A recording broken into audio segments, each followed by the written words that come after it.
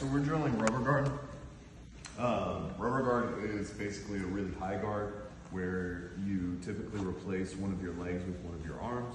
So again, we've gotten their posture broken down just like last week, and this is going to be very similar. It's going to tie into a lot of what we did last week. And our warm-up drill is going to be the omoplata that we did last week, just from rubber guard instead of from our side guard that we were doing. Okay? So very similar positions, but slight differences. What we're going to do first is put our hand here and make a fist, and then we're going to pull our leg to our arm. If you're not flexible enough to do this, that's totally fine. You can move your hips out first. This is how I usually like to play it, to get to this position and start to isolate his head and his arm away from his other arm like this. We're not grabbing here, and we're definitely not grabbing with an overhook because it'll be a looser grip compared to if we're able to shoot wrist deep here and start curling him into us.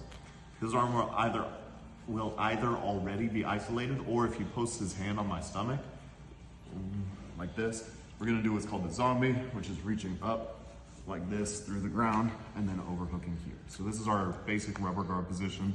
I'm gonna reach around my knee to grab my shin, and then I'm reaching underneath my ankle on this side to get control like this, okay?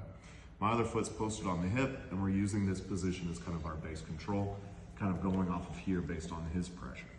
So go ahead, take your mental image.